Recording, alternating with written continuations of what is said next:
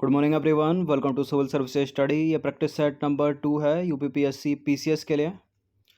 तो हर दिन का जो एक टेस्ट है वो current affairs plus static G के मिक्स रहेगा, ठीक है। और दूसरा और तीसरा जो टेस्ट रहेगा वो किसी एक सब्जेक्ट को टॉपिक वाइज हम कवर करेंगे हर दिन। तो चलिए स्टार्ट करते हैं। इस टेस्ट सीरीज़ की प्लेलिस्ट बना रखी है, वहाँ पर आप टेस्ट नंबर 1 से लेकर जितने भी टेस्ट होंगे एग्ज़ाम तक उनकी प्रैक्टिस करते रहिएगा। और इस सीरीज़ की आप पेड सीरीज़ प्राप्त कर सकते हो। डिस्क्रिप्शन बॉक्स में नंबर है, उस पर कॉल या व्हाट्सअप करके, जो पूरे साल चलेगी, ठीक है। तो क्वेश्चन नंबर 1 करंट अफेयर्स का ही है। निम्नलिखित में से किस देश को अब तुर्की के नाम से जाना जाएगा? ईरान, तुर्की, इराक या मिस्र? किस देश को अब तुर्की के नाम से जाना जाएगा? तुर्की को, ठीक है, बी है इसका आंसर। तो संयुक्त राष्ट्र में तुर्की को अब तुर्की के नाम से जाना जाएगा। अपने देश का नाम बदलने के लिए तुर्की की ओर से संयुक्त राष्ट्र को एक प्रस्ताव भेजा गया था, जिसे मंजूरी प्राप्त हो गई है। क्वेश्चन नंबर 2 पर आ जाइए। वर्ष 1920 में महात्मा गांधी ने अंग्रेजों द्वारा प्रदान की गई निम्नलिखित में से किस उपाधि का परित्याग कर दिया था? केसर ए हिंद, ठीक है। केसर ए हिंद की उपाधि जो है उन्होंने लौटा दी थी जलियांवाला बाग हत्याकांड के विरोध में। और रविन्द्रनाथ टैगोर ने नाइटहुड की उपाधि लौटा दी थी जलियांवाला बाग हत्याकांड के विरोध में। और ये नाइटहुड से लेकर प्रश्न पूछा भी गया था अभी 12 जून को यूपीपीसीएस की प्रारंभिक परीक्षा में। तो जलियांवाला बाग हत्याकांड जो हुआ था 13 अप्रैल 1919 को, इसके विरोध में असहयोग आंदोलन प्रारंभ करने से पहले महात्मा गांधी ने प्रथम विश्व युद्ध के दौरान ब्रिटिश सरकार द्वारा प्रदान की गई केसर ए हिंद की उपाधि वापस कर दी थी। अब आ जाइए क्वेश्चन नंबर 3 पर। ये ज्योग्राफी का प्रश्न है। निम्नलिखित में से किन या किस देशों से होकर मकर रेखा गुजरती है, यानी ट्रॉपिक ऑफ कैप्रिकॉर्न? देखिए, यह अपनी सुंदर सी पृथ्वी विषय एक रेखा खींचेंगे। ऊपर का हो गया उत्तरी गोलार्ध, नीचे का हो गया दक्षिणी गोलार्ध। तो ये कौन सी रेखा है? यह है भूमध्य रेखा। एक रेखा यहाँ पर है, एक रेखा यहाँ पर है। यह है 23.5 डिग्री उत्तरी अक्षांश रेखा, यह है 23.5 डिग्री दक्षिणी अक्षांश रेखा। इसको बोलते हैं मकर रेखा, इसको बोलते हैं कर्क रेखा, और ये बीच वाली है भूमध्य रेखा यानी 0 डिग्री। और तीनों की तीनों रेखाएं मोस्ट इंपॉर्टेंट है। बहुत सारे प्रश्न भूमध्य रेखा से बनते हैं। ये तीनों रेखाएं जिन जिन देशों से होकर गुजरती हैं, ठीक है, प्रीलिम्स में प्रश्न बनते हैं उससे। प्रश्न पूछने के कई तरीके हो सकते हैं। किन किन महाद्वीपों से होकर गुजर रही है मकर रेखा, किन किन देशों से होकर गुजर रही है, ठीक है। तो मकर रेखा की बात हो रही है, यानी ट्रॉपिक ऑफ कैप्रिकॉर्न 23.5 डिग्री दक्षिणी अक्षांश रेखा दक्षिण अफ्रीका से होकर गुजरती है। ये चिली से होकर गुजरती है, बोत्सवाना से होकर गुजरती है, ठीक है। इसके अलावा ब्राज़ील से होकर गुजरती है, ऑस्ट्रेलिया से होकर गुजरती है। कुल 10 देशों से होकर गुजरती है मकर रेखा। जिम्बाब्वे से होकर नहीं गुजरती, मेडागास्कर से होकर गुजरती है। तो जहाँ जहाँ 3 है उसको एलिमिनेट कर दीजिए। 1 to 4 इसका आंसर हो जाएगा ऑप्शन नंबर ए। तो मकर रेखा है tropic of Capricorn, Australia, Madagascar, Mozambique, दक्षिण Africa, Botswana, Namibia, Brazil, Paraguay, Argentina और चिली से होकर गुजरती है, ठीक है। जिम्बाब्वे से होकर नहीं गुजरती है ये। इसकी ट्रिक भी मैंने आपको कई बार बताई है। टीना के मक्कार बॉस ने ब्राज़ील के नामी चिली पराठे मोजे में डालकर दक्षिण ऑस्ट्रेलिया भेजे। नंबर 4 पर आ जाइए। संघीय मंत्रिपरिषद सामूहिक रूप से किसके प्रति उत्तरदायी होती है? सभी को पता होगा इसका आंसर। पॉलिटी का प्रश्न है ये। किसके? प्रधानमंत्री के प्रति नहीं, राष्ट्रपति के प्रति, संसद के प्रति, लोकसभा के प्रति होती है। तो अनुच्छेद 75(3) के अनुसार संघीय मंत्रिपरिषद के मंत्री राष्ट्रपति के प्रसाद पत्र पद धारण करते हैं। और अनुच्छेद 75(3) के अनुसार मंत्रिपरिषद जो है वो सामूहिक रूप से लोकसभा के प्रति उत्तरदायी होती है। बहुत पूछा गया है प्रश्न कॉम्पिटिटिव एग्जाम में। नंबर 6 पर आ जाइए। निर्वाह कृषि के संदर्भ में निम्नलिखित में से कौन सा स्टेटमेंट जो है वो गलत होगा इनमें से? इस तरह की कृषि में घरेलू श्रम का उपयोग किया जाता है। झूम कृषि इसी श्रेणी में आती है। यह कृषि किसान के परिवार की ज़रूरतों को पूरा करने के लिए प्रचलित है। और इस प्रकार की कृषि में आधुनिक और उच्च तकनीक का प्रयोग किया जाता है। आधुनिक और उच्च तकनीक का प्रयोग तो व्यावसायिक कृषि में किया जाता है ना, निर्वाह कृषि में तो नहीं होगा। गलत है चौथा वाला स्टेटमेंट यहाँ पर, और गलती अपने को ढूंढना है, तो डी है इसका आंसर। तो देखिए, जो निर्वाह कृषि होती है वो छोटी हुई और बिखरी हुई भूमि जोत और आदिम उपकरणों के उपयोग से की जाती है। ठीक है, चूँकि यहाँ किसान गरीब है, अतः अपने खेतों में कृषि उर्वरकों और उच्च उपज देने वाली बीजों का इस्तेमाल कैसे करेगा वो? ठीक है। देखिए, स्थानांतरित कृषि जो है वो निर्वाह कृषि का एक प्रकार है, जिसमें किसान जो है पेड़ों को काटता है और जलाता है उनको, और वन भूमि के हिस्से के रूप में, ठीक है, एक जगह बनाकर उसको साफ कर देता है और वहाँ जो है कृषि करता है। इसी चीज़ को वो दूसरी जगह दोहराता है। तो पर्यावरण के लिए विपरीत मानी जाती है स्थानांतरित कृषि, या झूम कृषि इसको बोलते हैं। अब देखिए, इस प्रकार की कृषि जो है वो किसान के परिवार की ज़रूरतों को पूरा करने के लिए की जाती है। बिजली और सिंचाई जैसी सुविधाएं आमतौर पर जो है उन्हें उपलब्ध नहीं हो पाती। नंबर 7 पर आ जाइए। पॉलिटी का प्रश्न है, धर्मनिरपेक्ष शब्द को किस संविधान संशोधन के द्वारा उद्देशिका यानी अपने प्रियम्बल या प्रस्तावना में जोड़ा गया? वो 3 शब्द जोड़े गए भारतीय संविधान की प्रस्तावना या उद्देशिका में या प्रियम्बल में, और वो संविधान था 42वां संविधान संशोधन, ऑप्शन नंबर ए। तो उद्देशिका में या प्रस्तावना में या प्रियम्बल में 42वें संविधान संशोधन 1976 के द्वारा समाजवादी, धर्मनिरपेक्ष और अखंडता शब्दों को जोड़ा गया। और भारतीय संविधान की उद्देशिका में भारतीय राज्य व्यवस्था के स्वरूप, उद्देश्य एवं आदर्श का वर्णन किया गया है। क्वेश्चन नंबर 8 पर आ जाइए। विश्व स्वास्थ्य संगठन के अनुसार एक नगर के लिए जो है सुरक्षित ध्वनि प्रदूषण का स्तर माना जाता है कितना? ये एक डीबी वाला सवाल जो है पूछ ही लेता है साल दर साल छोड़कर UPPCS. 45 dB, option number B. तो विश्व स्वास्थ्य संगठन के अनुसार किसी नगर के लिए सुरक्षित ध्वनि प्रदूषण स्तर है 45 डेसिबल। नंबर 9 पर आ जाइए। गांधी जी ने निम्नलिखित में से किस स्थान पर फिनिक्स आश्रम की स्थापना की थी? दक्षिण अफ्रीका, ऑप्शन नंबर सी। तो देखिए, दक्षिण अफ्रीका में गांधी जी ने फिनिक्स आश्रम की स्थापना की थी तथा इंडियन ओपिनियन नामक समाचार पत्र का प्रकाशन किया था। महात्मा गांधी ने दक्षिण अफ्रीका में ही नटाल इंडियन कांग्रेस की स्थापना की थी। अफ्रीका लिखा है। क्वेश्चन नंबर 10 पर आ जाइए। सूची 1 को सूची 2 के साथ सम्मिलित करना है तथा नीचे दिए गए कूट की सहायता से सही उत्तर का चयन करना है। सूची 1 में है रचनाएं और सूची 2 में है रचनाकार। अमर सिंह, दंडी, कृष्ण, ईश्वर कृष्ण, और ये हैं भरत मुनि। मिलान कर दीजिए इनका। देखिए, अमरकोश रचना, अमर सिंह रचनाकार हैं अमरकोश के, ठीक है, और दंश कुमार चरित्र रचना है दंडी की, और जो सांख्य कारिका रचना है वो है ईश्वर कृष्ण की, और नाट्य शास्त्र के रचनाकार हैं भरत मुनि।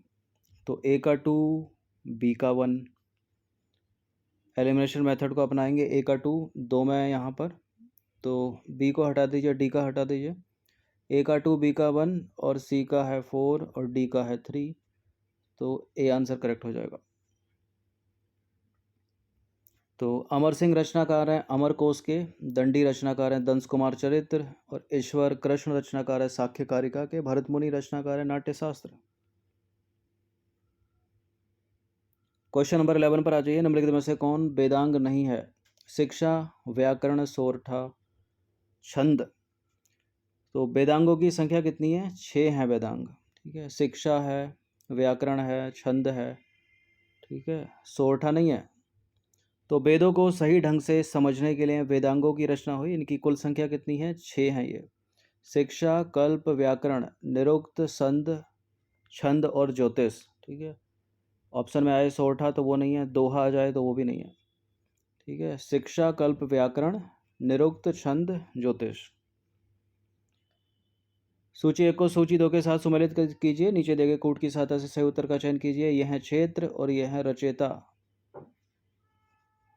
तो पाणिनि के शिक्षा पाणिनि, व्याकरण अष्टाध्यायी, ज्योतिष वराहमिहिर, कल्प गौतम। पाणिनि का संबंध शिक्षा से सही है ये।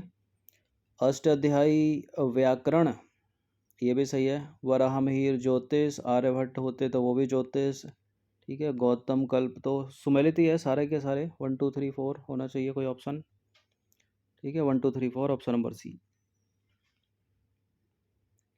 तो यह है क्षेत्र, यह है रचयिता। शिक्षा से पाणिनि, व्याकरण से अष्टाध्यायी, ठीक है, या आर्यभट्ट, ज्योतिष से नहीं, व्याकरण से अष्टाध्यायी, ठीक है।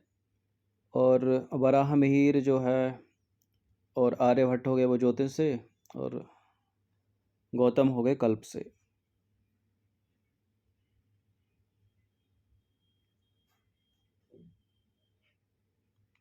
तेरहवा प्रश्न है, निम्नलिखित में से सही सुमेलित कीजिए। विटामिन और कमी से होने वाले रोग, कैल्सीफेरॉल, नियासिन, राइबोफ्लेविन, उपरोक्त सभी। तो कैल्सीफेरॉल के सामने अस्सी रुग्णता लिखा है, यानी हड्डियों से रिलेटेड है। नियासिन के सामने पेलाग्रा लिखा है, और रिबोफ्लेविन के सामने लिखा है शारीरिक भार में कमी। देखिए इंपॉर्टेंट है, विटामिन पूछ ले जाते हैं एक आधा साल छोड़ के इनको। कैल्सीफेरॉल जो कि विटामिन डी का नाम है, तो अस्सी रुग्णता। नियासिन से पेलाग्रा सही है। राइबोफ्लेविन से शारीरिक भार में कमी। सारे के सारे सुमेलित ही हैं, ठीक है, डी है इसका आंसर। तो रिबोफ्लेविन यानी विटामिन बी2, ठीक है, शरीर के भार में कमी हो जाती है। कैल्सीफेरॉल यानी डी, अस्थि रुग्णता यानी हड्डियों से रिलेटेड। और नियासिन विटामिन बी3, पेलाग्रा हो जाता है इससे। और थायमिन विटामिन बी1, ठीक है, जो ऑप्शन में नहीं था। इंपॉर्टेंट है यहाँ पर बी1, बी2 और बी3, इसमें बहुत कन्फ्यूज़न होता है। बी1 थायमिन का नाम है, बी2 राइबोफ्लेविन का नाम है, बी3 नियासिन का नाम है, और कैल्सीफेरॉल विटामिन डी, ठीक है। ए का रेटिनॉल हो गया, ये सब याद रखिएगा। के का फिलोक्विनोन हो गया, ई का टोकोफेरॉल हो गया, पूछ लिया था एग्जाम में। नंबर 14 पर आ जाइए। हाल ही में स्टॉकहोम 50 का आयोजन कहाँ किया गया? ब्राज़ील, स्वीडन, फिनलैंड या नॉर्वे? स्वीडन में। तो स्टॉकहोम +50 का आयोजन है, स्वीडन के स्टॉकहोम में किया जा रहा है। और यह आयोजन मानव पर्यावरण पर वर्ष 1972 के संयुक्त राष्ट्र सम्मेलन के 85वीं वर्षगांठ के उपलक्ष्य में किया जा रहा है। बी करेक्ट है। क्वेश्चन नंबर 15 पर आ जाइए। दिफू दर्रा किन दो देशों के बीच एक मार्ग के रूप में अवस्थित है? दिफू दर्रा हो जाएगा भारत और म्यांमार, ऑप्शन नंबर डी। तो दिफू दर्रा अरुणाचल प्रदेश में भारत, चीन और म्यांमार की सीमाओं के पास अवस्थित है। यह भारत और म्यांमार के बीच एक छोटे मार्ग के रूप में अवस्थित है। नंबर 16 पर आ जाइए। चुम्बी वैली, चुम्बी घाटी भारत के निम्नलिखित में से किस राज्य केंद्र शासित प्रदेश में अवस्थित है? चुम्बी घाटी है सिक्किम में, ऑप्शन नंबर डी। तो चुम्बी घाटी 3 देशों भारत के सिक्किम, भूटान और चीन के मिलन बिंदु पर स्थित है। और इस घाटी का भारत के लिए जो है वो सामरिक महत्व है। भारत चीन के मध्य विवाद के लिए चर्चा में रहा जो डोकलाम है ना, डोकलाम, वो इसी क्षेत्र के अंतर्गत आता है।